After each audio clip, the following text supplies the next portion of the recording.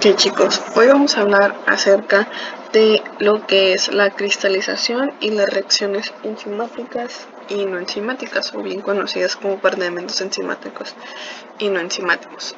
La cristalización es un proceso en el cual las partículas de cierta sustancia homogénea. La cristalización es un proceso en el cual los sólidos que se encuentran presentes en una sustancia homogénea cambian de fase, es decir, se encuentran primeramente dispersos en esta solución. Recordemos, una solución homogénea es una solución que no podemos percibir porque está conformado.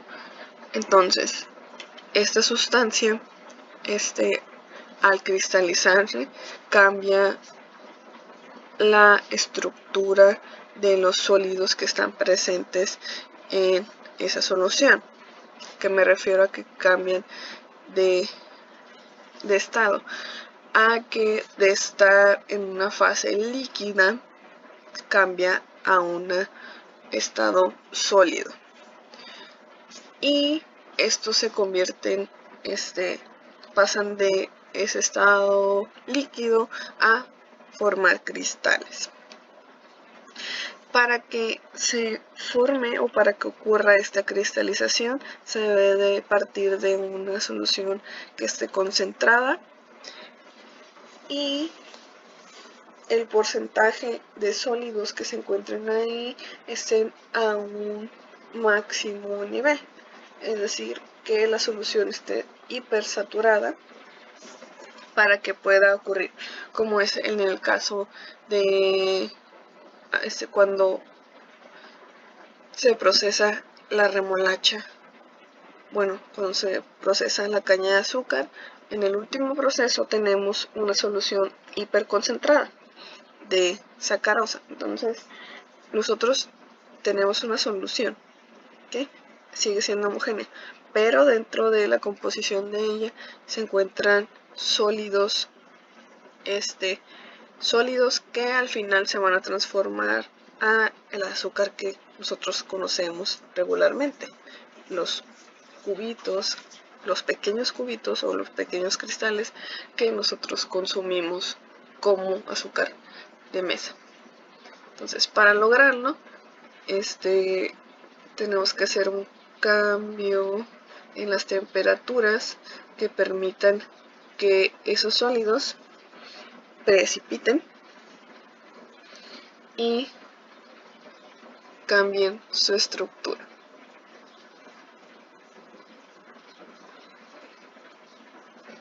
¿Y cómo ocurre ese cambio de estructura? Bueno, para que ocurra el cambio de estructura, primeramente debemos de formar pequeños núcleos, que se le llama a la primera etapa de este proceso, que es la nucleación.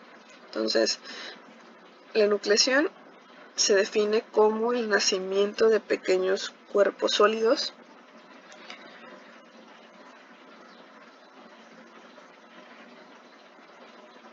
y que se producen por la hipersaturación de estas sustancias. Entonces, si tenemos una sustancia súper saturada de estos sólidos y les cambiamos la temperatura, podemos formar pequeños cristales, ¿okay? Que son pequeñas estructuras que se forman por el cambio de fase. Es decir, los sólidos se empiezan a formar enlaces para generar esas estructuras, dependiendo del tipo de sólido que esté en el producto, pues va a formar esas estructuras. Y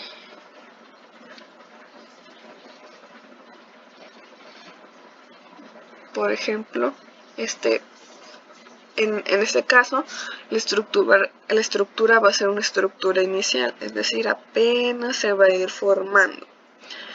Cuando ya tenemos este núcleo o es la nucleación de los cristales, se agrega cierta contenido de azúcares al proceso. Esto va a servir para que los pequeños núcleos de cristales que ya se formaron tomen una estructura ahora más desarrollada. Es decir, si teníamos una estructura súper pequeñita que apenas se iba formando y agregamos un cristal completo, el núcleo que se había formado se va a adaptar a la forma que tienen los cristales que ya están totalmente formados. Y van a tener más o menos la misma medición o la misma medida que los cristales añadidos. ¿Para qué me sirve eso? Para acelerar el proceso de crecimiento del cristal. Si nosotros lo hiciéramos desde cero, sin agregar cristales, tendríamos que invertir muchísimo tiempo para que el núcleo o la pequeña partícula de cristal que se había formado antes forme un cristal completo. Entonces, al agregar una estructura con los enlaces propios del cristal, se va a adaptar a esa forma. Entonces nosotros al agregar otras moléculas de cristales podemos obtener una base para que los núcleos que ya tenemos formados puedan transformarse en esos cristales. Es como si se vieran a un espejo y dijeran, ah, pues mira, así quiero estar. O como si fuera una inspiración de esos núcleos. Y entonces va a permitir que se formen cristales más sólidos y bien estructurados. Probablemente de las mismas dimensiones, o a lo mejor puede ser que tenga una dimensión más grande o una dimensión más pequeña. Todo depende de las condiciones en las que estemos colocando. Entonces ese núcleo se vuelve muchísimo más estable y permite la formación de cristales más sólidos como los que se muestran en la imagen. Si bien aquí tenemos de este lado sólidos, bueno, que sería el núcleo de dicho cristal, entonces a partir de este núcleo se forma esta estructura un poco más compleja y pues forma diversos enlaces que permiten obtener ese cristal y producir sobre todo la solidificación de los sólidos que se encuentran en esa solución sobresaturada. Por otra parte tenemos las reacciones de oscurecimiento no enzimático. En estas reacciones, bueno, mencionamos que son no enzimáticas porque no intervienen las enzimas para producir este par de elemento o este oscurecimiento. Si bien hay un proceso involucrado o donde involucra el oscurecimiento por enzimas, pero en este caso no las involucra. Es simplemente que las componentes o los compuestos que se encuentran dentro del alimento reaccionan para producir pigmentos de diferente índole. Después vamos a conocer los diferentes pigmentos que se pueden formar a través de un alimento sin la necesidad de una enzima. Entonces,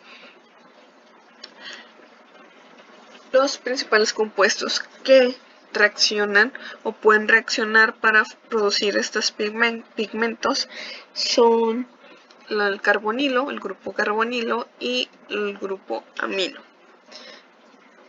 que regularmente actúan, por ejemplo, en diferentes reacciones, y también el carbonilo puede actuar con otros compuestos o se pueden transformar, isomerizar, para formar estos pigmentos, como les menciono. Las principales reacciones no enzimáticas son la reacción de Maillard y la de caramelización.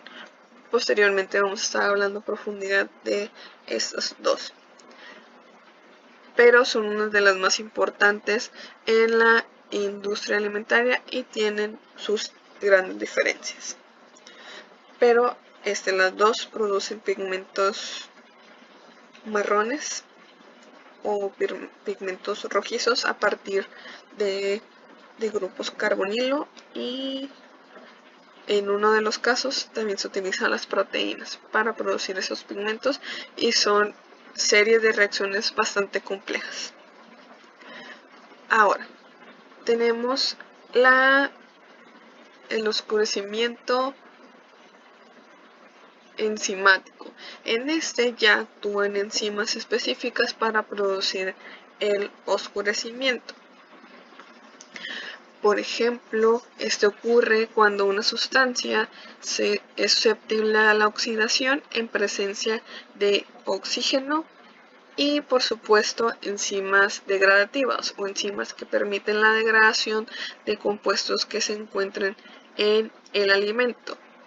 Para que ocurra esto, debe de haber un producto principal que sea afectado para que produzca este pigmento.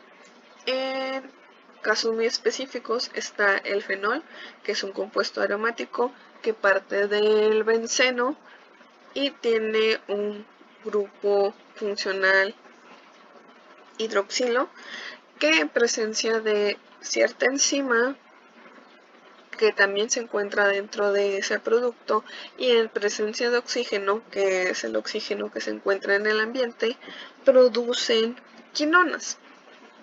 Entonces, esas quinonas posteriormente se polimerizan, es decir, se unen con otras moléculas de quinonas o con otras moléculas para formar una estructura bastante compleja que al final va a formar una melanina.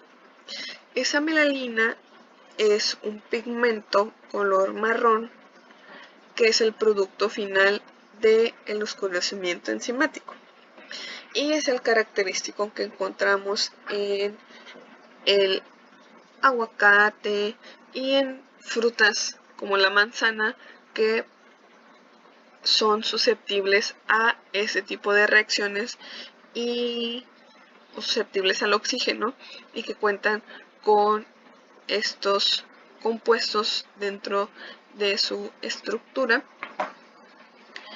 y que terminan, o sea, dejamos el producto ahí en la mesa, por ejemplo, y se vuelve de color marrón. Ya volvemos y ya mi aguacate está negro, o te regaña tu mamá porque ya, mijito, ya dejaste el aguacate en la mesa y ya se volvió todo negro, o no, te acabaste la manzana y mira cómo está negra, o simplemente cuando estamos mordiendo una manzana y la dejamos de lado para trabajar y el rato volteamos y ya está toda cafecita o estás sobresaliendo un pigmento marrón. Entonces, ese pigmento marrón se llama melanina y es producido a través de la oxidación de los fenoles y de la acción enzimática.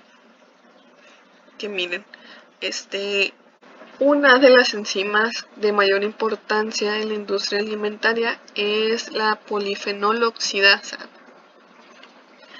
que pues es una enzima que produce polímeros de fenol oxidado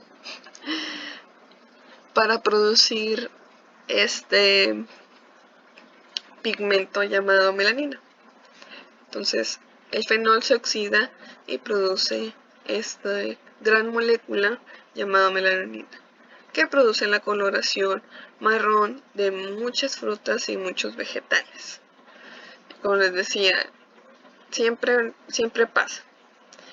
Y para evitarlo, pues hay muchos mecanismos, desde la forma casera de si me voy a comer una fruta, una manzana, que sé que son susceptibles a el oxígeno o que producen ese pigmento marrón y a lo mejor a mí no me gusta que se haga ese pigmento, pues le agrego limón, que es la técnica que más se utiliza en la cocina mexicana para evitar la oxidación de ciertos productos como el aguacate cuando hacemos guacamole en la carnita asada. Y pues evitamos, ¿no? Porque lo hacemos Obviamente no vamos a provocar un cambio de pH del alimento y por ello en esa condición ciertas enzimas no pueden lograr su acción y también podemos lograr la desnaturalización de la propia enzima. Recordemos que las enzimas son proteínas y al ser proteínas, uno de los principales compuestos que ayudan a la degradación de estos compuestos pues son los ácidos. Entonces podemos producir la degradación de esa proteína mediante ácidos, como el ácido cítrico que se encuentra en el limón.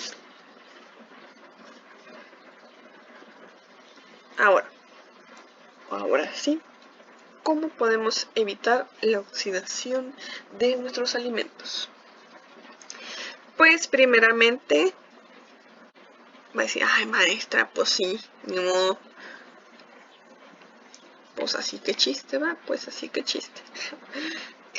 Seleccionamos variedades pobres en sustancias fenólicas. Si sabemos que nuestro producto contiene muchos fenoles en su estructura, pues no lo consumo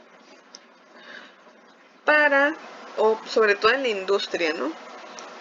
Si sabemos que ese producto es susceptible a la oxidación y me va a causar un mayor trabajo, una mayor inversión, pues evito este tipo de productos porque son un poco más difíciles de manejar.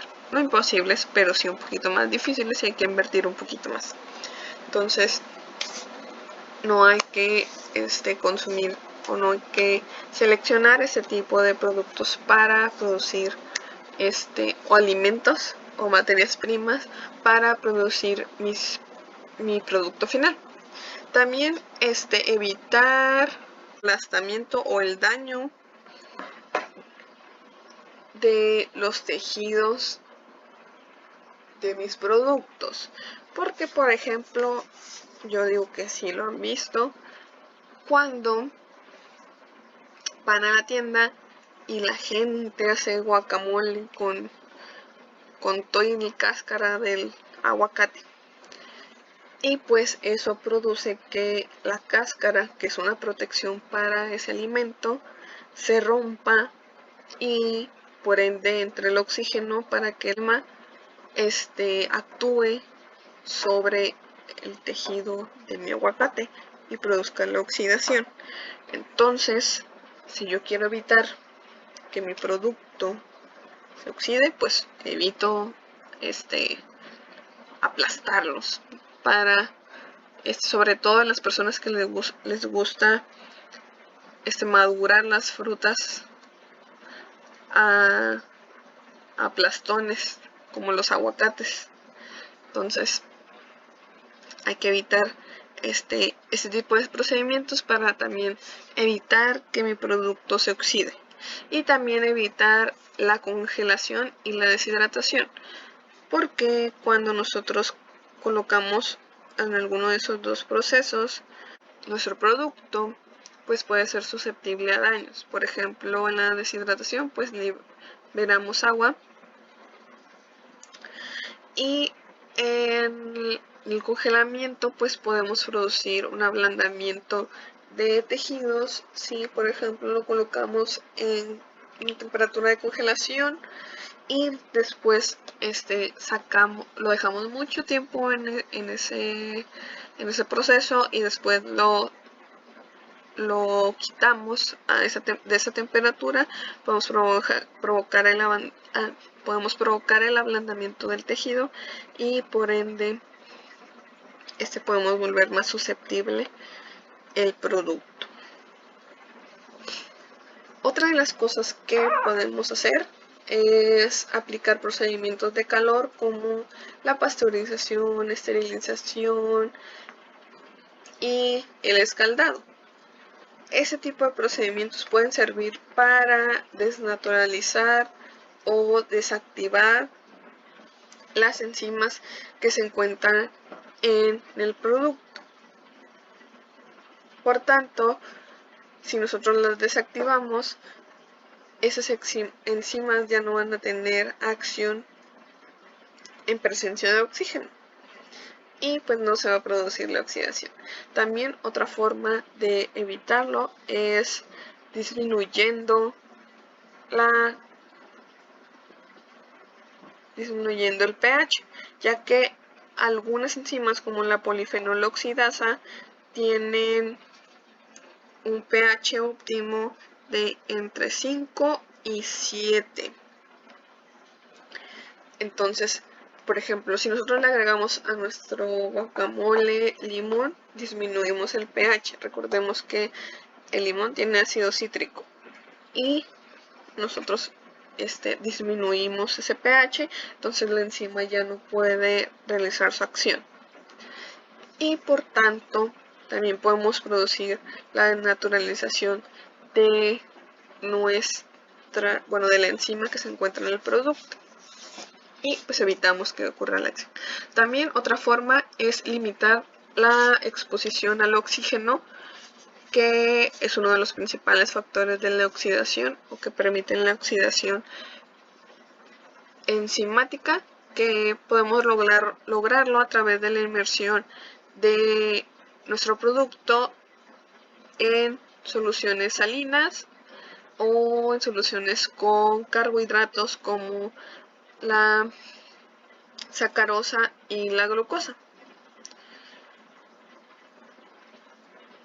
Esto, por ejemplo, cuando nosotros sometemos a un pelado o a un cortado nuestro producto, cuando exponemos realmente la parte sensible del producto.